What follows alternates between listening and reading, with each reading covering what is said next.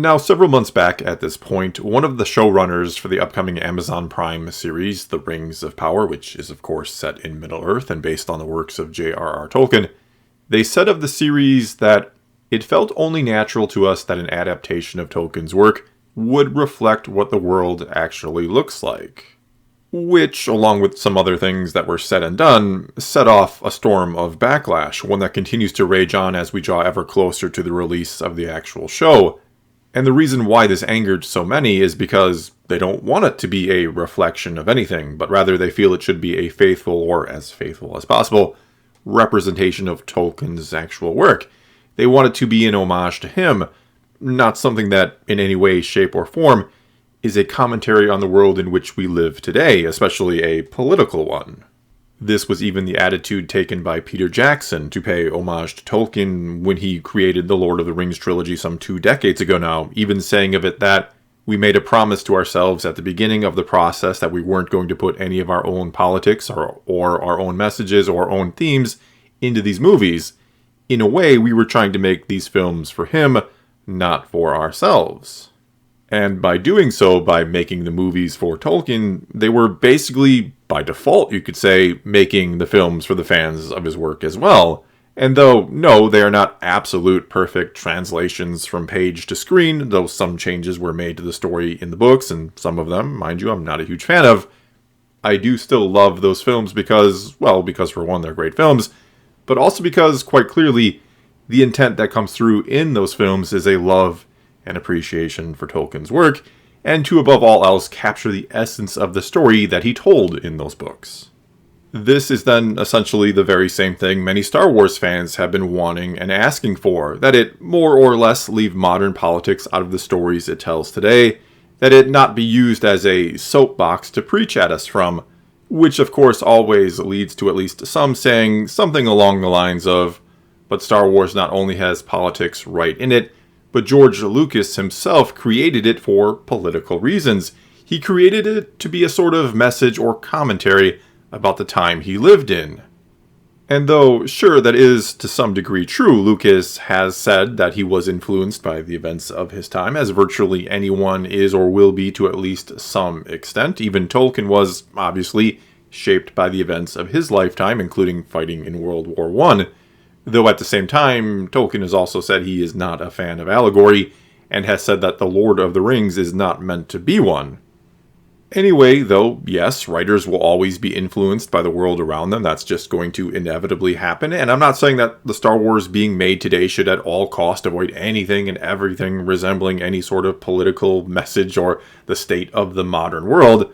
I mean, it's just going to happen by chance at times even, and more on that in a bit. But I think the real question when it comes to creating new Star Wars is, should it constantly be in a state of flux? Should Star Wars constantly change what it is in-universe or what stories it tells to reflect our modern world? Or should it just be a reflection of the world or galaxy it originally created some 45 years ago? Should it be something that just naturally or organically grows from what it initially was? Meaning, should writers strive to set their real-world beliefs aside, the best they can, to just tell Star Wars stories that, again, kind of originated or grew from what it was initially? And though you are, of course, free to make an argument either way here, there is no law that says what Star Wars has to be, I'd argue that entertainment has evolved in the past few decades, that for better or worse, certain forms of it or certain franchises have essentially become akin to full-blown hobbies that people invest a great deal of time into. And you could even say Star Wars was sort of a catalyst for this change, that it and, say, the comic book industry and certain long-running novel series, they sort of laid the framework or groundwork for what the entertainment industry has become today, that we now have all these major franchises that constantly churn out new content for us to consume and discuss that are all set in the quote-unquote same shared universe. That many movies and shows today aren't just something you go to watch and then maybe ponder and discuss a bit before moving on with your life and leaving the whole story behind and forgetting about it while watching something else unrelated. They become never-ending stories with massive fan bases who, thanks to the internet and social media, can and do ceaselessly discuss every aspect of them. And basically at the same time this change has been happening, not to say fans didn't discuss Star Wars long before the internet, but basically at the same time this has been happening, mainly again thanks to social media, political discourse is virtually everywhere. It feels like it's saturated nearly every facet of our lives and ultimately made us feel more divided than ever. And what many want to do is simply escape from that conflict and enjoy a good story that doesn't tell us why our political views are either right or wrong. And these are the reasons why I'd argue that they should, when creating something like Star Wars, as much as possible. That is, they should avoid overt and or very one-sided political messages. They should strive to remain more neutral, if you will, and focus on the already established in-universe lore, expanding that, rather than reflecting the modern world that we already hear way too much about all of the time. Because entertainment can be or could be a great unifier. It can be something that brings people together from all around the world, from all walks of life, with all sorts of different beliefs and lifestyles. Something that reminds us that no matter how different we may be, we can always find some sort of common ground or something of interest that we share, which in theory could be a doorway into a better understanding of each other. Which is why I was so disappointed to read this comment from Fiona Shaw, who plays the character Marva or Mayarva in the upcoming Andor series. Tony has written a great scurrilous take on the Trumpian world. Our world is exploding in different places right now, people's rights are disappearing, and Andor reflects that. In the show, the Empire is taking over, and it feels like the same thing is happening in reality too. And look, I certainly understand that there are people out there who love Trump, and there are people who cannot stand him, and others still who don't care much about him either way. And I understand that he is and will continue to be a topic of conversation for a very long time. He was a president of the United States, and that a lot of people have a lot to say about him both ways.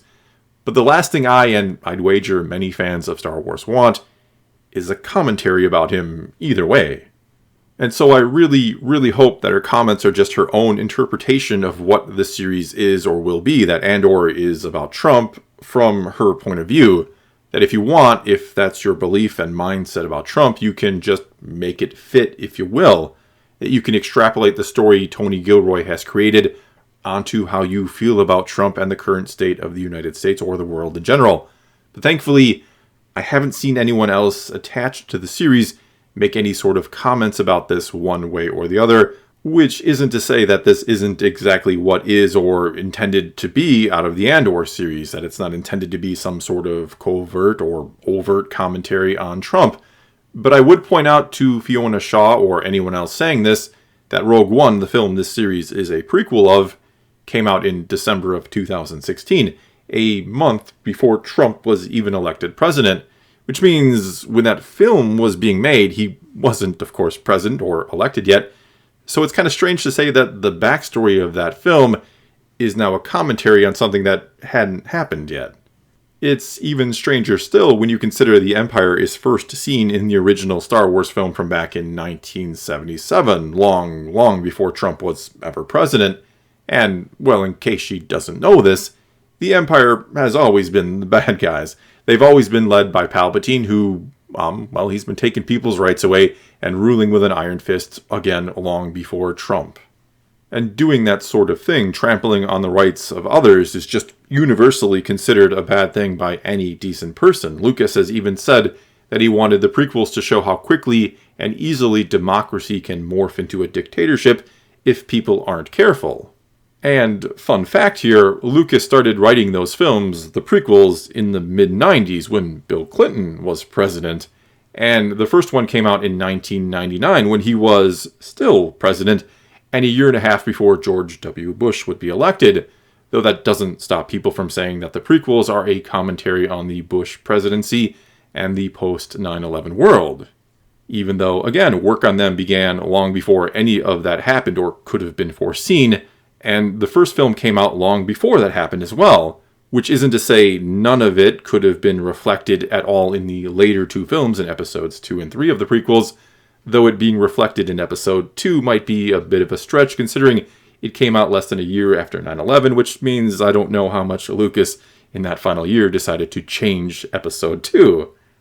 Either way, I just highly doubt Lucas was all that impacted or the story was shaped by Bush or the events of 9/11. I mean, if you watch episode 1, it's very, very clear where the story is heading, what direction it's going to take. It just so happens that, depending, again, kind of on your point of view, I suppose, that you could extrapolate the story Lucas always was going to tell onto the Bush administration. It's not that it was always meant to be a commentary about something he didn't know was going to happen before he began to write it. He just wrote a story that, again, can basically easily be extrapolated because it has universal properties to it. Democracy good, dictatorship bad. Just like I hope Andor is not meant to be a commentary about Trump, but that if you really want to, and apparently Fiona Shaw does, you can extrapolate it onto that. Either way, she said it and now put it into the minds of many Star Wars fans, no matter what the intent of the series may or may not have been. And from what I've heard, there are already people who are going to refuse to watch it because of what she said against Trump, essentially, or the people who support him. And I'm so very glad to see Star Wars once again used to divide people, when, like I was saying before, it could, in theory, be used for the opposite. Well, that's all I've got for this time. Now it's your turn to weigh in on this one. Do you think what Fiona Shaw said is her own opinion, or is what the intent of the show is? And do you think modern entertainment should strive to keep politics out of it, or should it embrace them and be a commentary on the modern world, despite the fact we get commentaries on the modern world everywhere else? Whatever you think, leave your comments below. Let's talk some Star Wars. And until next time, thanks for watching.